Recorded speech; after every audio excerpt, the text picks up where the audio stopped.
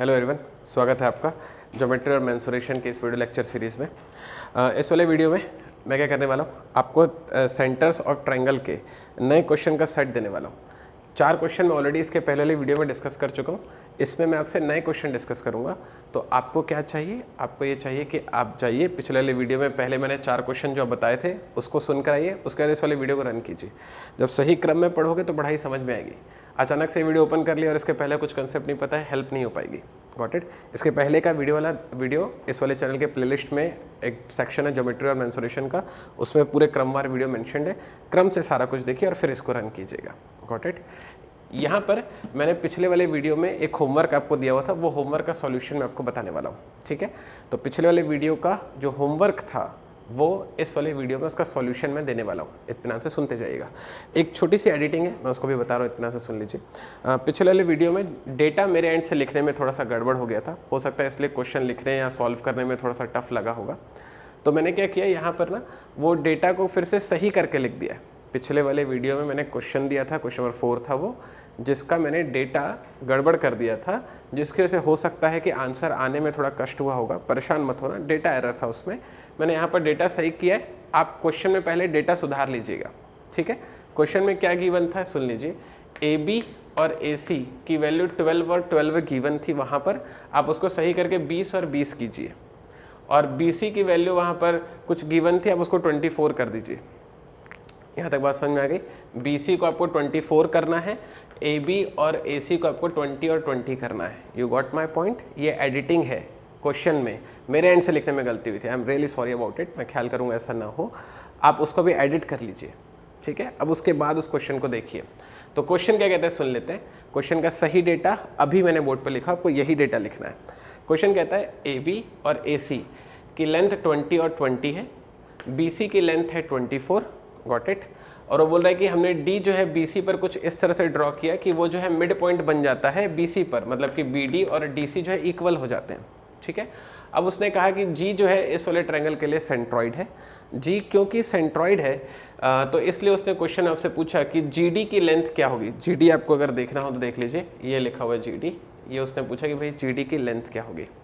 Okay, ये रहा वो क्वेश्चन। ठीक है, डेटा जो अभी लिखा है वही वाला सही है, एडिट कर लीजिएगा। अब इसको मैं सॉल्व करके बता रहा हूँ, इत्मीनान से सुन लीजिए।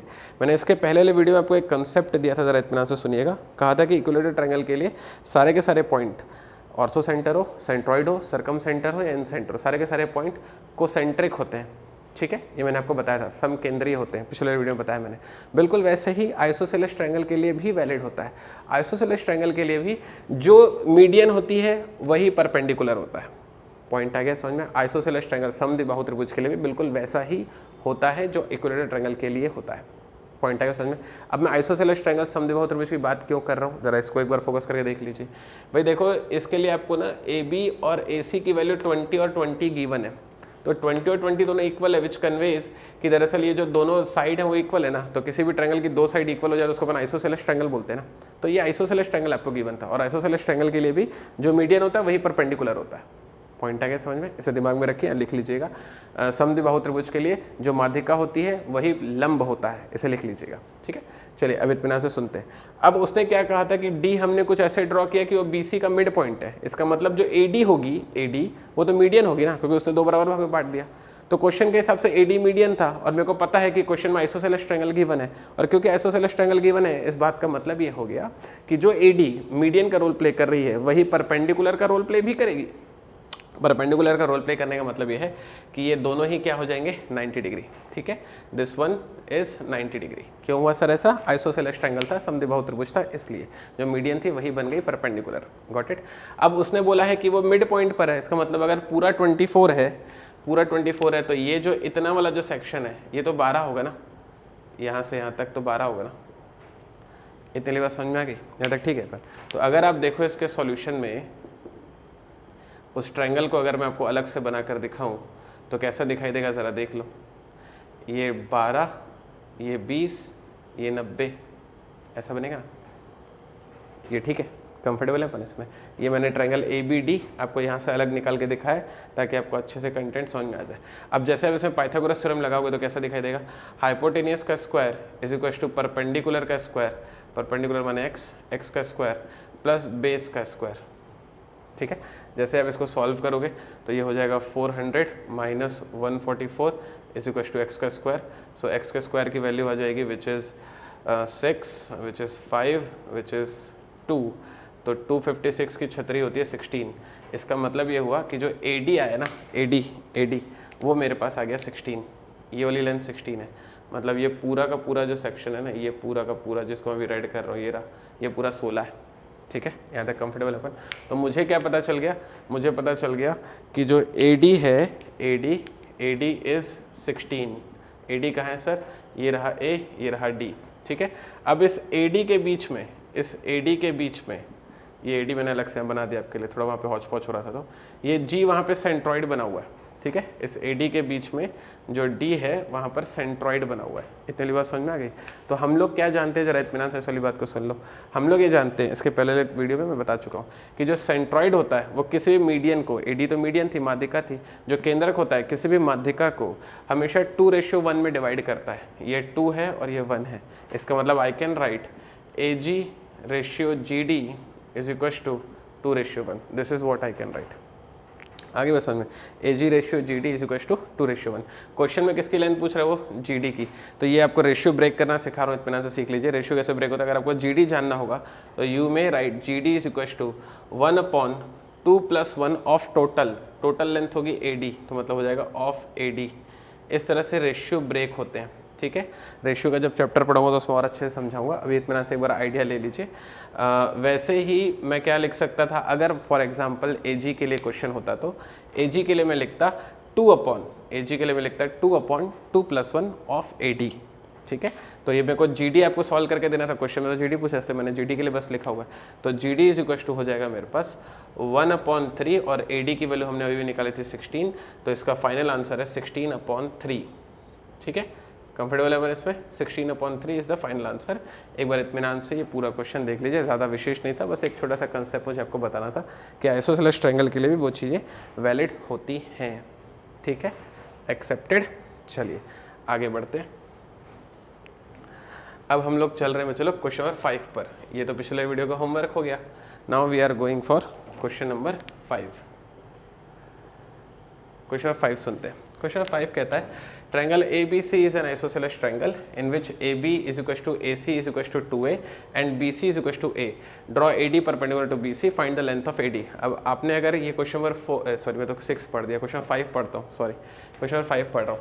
Triangle ABC is an isosceles triangle in which AB is equal to AC and angle B is equal to 35 degree. फिर आपसे पूछ रहा है AD is the median on the base BC then angle BAD is equal to। एक बार question समझा दे तो इतना से सुन लीजिए। क्वेश्चन 5 पढ़ रहा हूँ, 6 मैंने पढ़ लिया था, 5 पढ़ रहा हूँ। एक ट्रायंगल ABC आपको गिवन है और बोल रहा है कि समद्विबाहु त्रिभुज है। ठीक है, समद्विबाहु त्रिभुज है और फिर वो कह रहा है आइसोसेलेस ट्रायंगल है, उसमें AB और AC दोनों बराबर है। ठीक है भाई, और एंगल B जो है 35 डिग्री है। बोल रहा है कि AD अगर मीडियन हो बेस BC पर तो एंगल BAD की वैल्यू बता दो। चलो एक बार मैं आपको सॉल्व करके बताता हूँ, जरा इत्मीनान से देख लीजिए।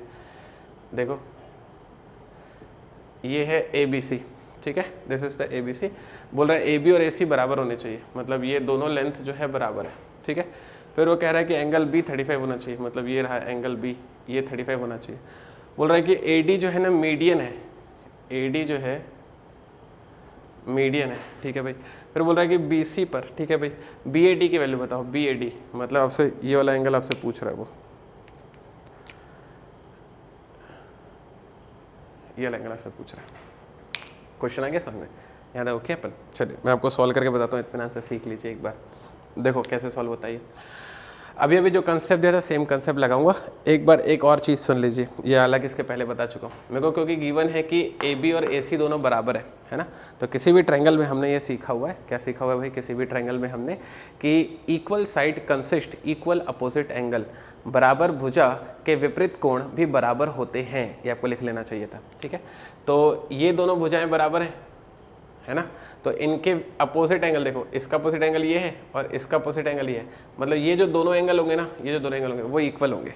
ये कंसेप्ट है। ठीक है, किसी भी ट्रायंगल में इक्वल साइड के अपोजिट एंगल भी इक्वल होते हैं। इसका मतलब ये हुआ कि इसके सामने वाला अगर 35 है तो इसके सामने वाला भी 35 ही होगा। This is the concept. ठीक है। अब मुझे क्या दिखाई दे रहा है भाई, मुझे दिखाई दे रहा है कि एक ट्रायंगल है, ये एक ट्रायंगल है, गॉट इट। अब उस ट्रायंगल में ये 35 डिग्री है और ये 35 डिग्री है, इतने लिए बात समझ में आ गई। ये ट्रायंगल है जिसमें ये 35 है और ये 35 है, तो हमको क्या पता है भाई, किसी भी ट्रायंगल में सारे इंटरनल एंगल का सम होता है 180 डिग्री, गॉट इट। सारे इंटरनल एंगल का सम 180 डिग्री, कहने का मतलब ये है कि जब सबको जोड़ोगे तो 180 आना चाहिए, तो इन दोनों को जोड़ोगे 35 तो 70 हो जाएगा, तो 180 में 70 तो निकल गया, तो ऊपर वाले के लिए 180 में जब 70 निकल गया तो इस ऊपर वाले के लिए, ये पूरा के लिए 110 बचेगा ना। ये पॉइंट आया समझ में भाई, सारे इंटरनल एंगल का सम 180 डिग्री होना चाहिए, नीचे 35 70 हो गया, तो 180 में 70 कटेगा तो 110 बचेगा ना, तो ऊपर पूरे के लिए बचेगा आपके पास 110, ठीक है। अब उसने क्या कहा था, जरा इत्मीनान से सुन लो। उसने ये कहा था कि आइसोसेलेस ट्रायंगल है और एडी जो है मीडियन है, तो मैंने इस वाली बात को सीखा हुआ है इसके पहले, जरा बात को समझना। इसके पहले वाले क्वेश्चन में मैंने बताया, मैंने सीखा हुआ है कि आइसोसेलेस ट्रायंगल में जो मीडियन होता है वही परपेंडिकुलर होता है, मतलब जो माध्यिका होता है वही लंब होता है, पॉइंटर है समझ में, और जो परपेंडिकुलर होता है वही एंगल बाइसेक्टर होता है, मतलब कि कोण समद्विभाजक होता है, और जो एंगल बाइसेक्टर होता है वही परपेंडिकुलर बाइसेक्टर होता है, मतलब कि लंबार्धक होता है। ये सारे शब्द जो है मैंने पिछले वाले वीडियो में यूज़ किए हुए हैं, आराम से उसको दोबारा से देखकर समझ कर आइए चीज़ों को।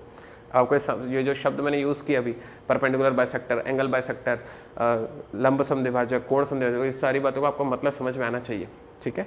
तो आइसोसेलेस ट्रायंगल के लिए बिल्कुल सेम जैसा इक्विलेटरल ट्रायंगल में होता है, कंसेप्ट बिल्कुल वैलिड होता है। तो मैं क्या कह सकता हूँ, क्योंकि एडी मेरे को मीडियन गिवन थी, एडी मेरे को माध्यिका गिवन थी क्वेश्चन में, तो इसीलिए क्योंकि आइसोसेलेस ट्रायंगल है तो वो एडी जो है एंगल बाइसेक्टर का रोल प्ले कर लेगी। एडी जो है माध्यिका है लेकिन वो कोण समद्विभाजक का रोल प्ले कर लेगी। कोण समद्विभाजक का रोल प्ले करने का मतलब ये है कि अगर पूरा एंगल ये पूरा का पूरा एंगल 110 डिग्री है, पूरा का पूरा एंगल 110 डिग्री है, तो समद्विभाजक मतलब कि बाइसेक्टर तो दो बराबर भागों में बांटेगा। जैसे ही दो बराबर भागों में बांटेगा तो 110 का आधा इसके पास कितना चला जाएगा भाई, 55 चला जाएगा। पॉइंट है समझ में, तो इसका जो आंसर है वो है 55, ये एंगल होगा 55।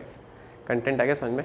और आप चाहो तो, जैसे मैंने इसके पहले बोला था कि सर आपने तो इसको परपेंडिकुलर बोला था, तो हाँ ठीक है, आप चाहो तो इसको यहाँ पर 90 डिग्री सोचकर भी सॉल्व कर सकते हो। 90 डिग्री सोचोगे तो फिर ये 90 है 35 और यहाँ पर 55 होगा, तभी तो 180 बनेगा ना सम, तो उससे भी सॉल्व कर सकते हो। दोनों ही बात एकदम सेम है, आंसर आपका 55 आएगा, वो चेंज नहीं होगा, ठीक है। तो आइसोसेलेस ट्रायंगल के लिए जैसा इक्विलेटरल ट्रायंगल के लिए कंटेंट वैलिड होता है, वैसे आइसोसेलेस ट्रायंगल के लिए भी कंटेंट वैलिड होता है। आइडिया क्लियर हो गया आपको, कंफर्टेबल है आप इसमें, ठीक है, शाबाश। ये था क्वेश्चन नंबर 5 का सॉल्यूशन। हम लोग चल रहे हैं क्वेश्चन नंबर 6 पर। आप क्वेश्चन नंबर 6 मुझसे अभी ही सुनेंगे एकदम। क्वेश्चन नंबर 6 सुनते हैं। क्वेश्चन नंबर 6 कहता है triangle ABC is an isosceles triangle in which AB AC 2A BC value है A, draw AD perpendicular on BC, find the length of AD। एक बार क्वेश्चन समझा देता हूँ। एक समद्विबाहु त्रिभुज गिवन है, जैसे बोल रहा है कि AB और AC की लेंथ है 2A और BC की लेंथ है A।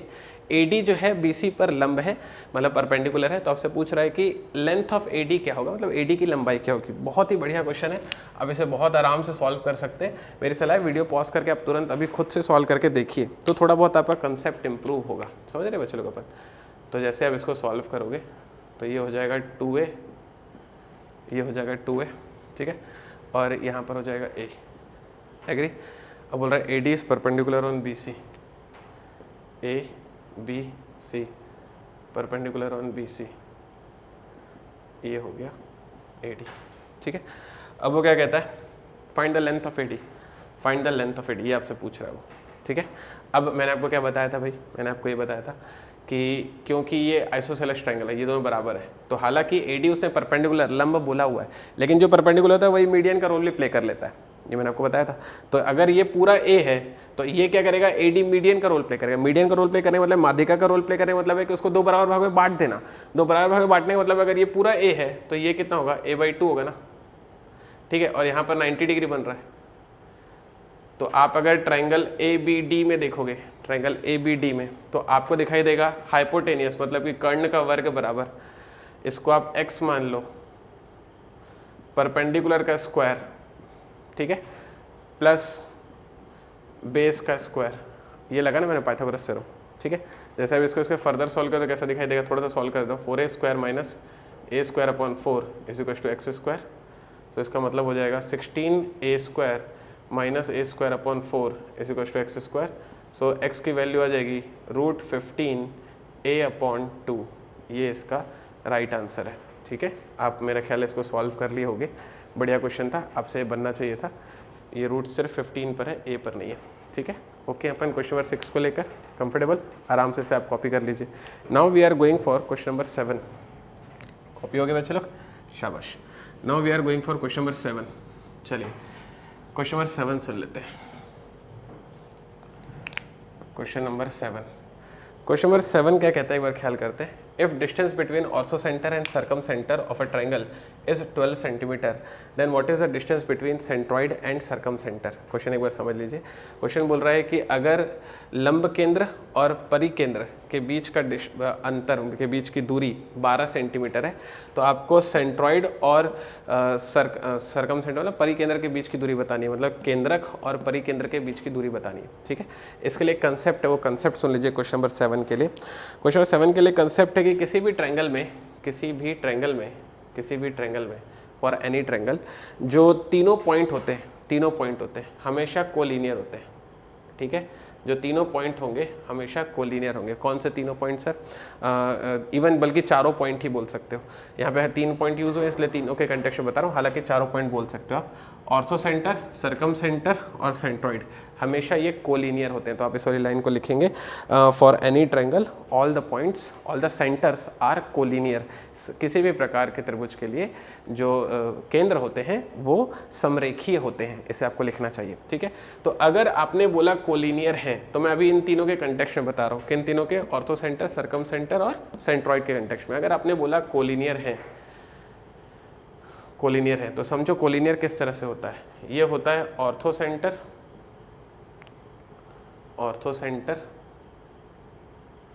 ये होता है सेंट्रॉइड और ये होता है सर्कम सेंटर। तो इनके बीच का रिलेशन जो होता है ना वो सुन लीजिएगा। लंब केंद्र, केंद्रक, परिकेंद्र, इनके बीच का रिलेशन समझ लीजिएगा। ऑर्थो सेंटर, सेंट्रॉइड और सर्कम सेंटर। तो जो सेंट्रॉइड है ना वो ऑर्थो सेंटर और सर्कम सेंटर को 2:1 में डिवाइड करता है। ये आपको दिमाग में रखना है। क्या दिमाग में रखना है?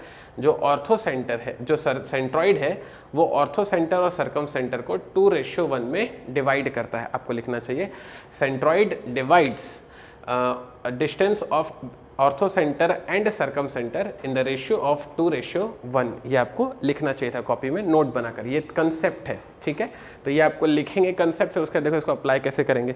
मुझे क्वेश्चन में क्या गिवन है? Distance between orthocentre and circum centre is 12, मतलब कि ortho centre and circum centre. तो ये मेरे को पूरा का पूरा जो है ना 12 गिवन है, ये पूरा का पूरा मेरे को 12 गिवन है। ठीक है, और आपसे पूछ रहा है वो सेंट्रॉइड और सर्कम सेंटर के बीच का डिस्टेंस क्या होगा। सेंट्रॉइड और सर्कम सेंटर, मतलब ये आपसे वो पूछ रहा है। ये कंसेप्ट आ गया समझ में? ये उसका क्वेश्चन है और ये उसने पूछा है आपसे। ठीक है, समझ में आ गया?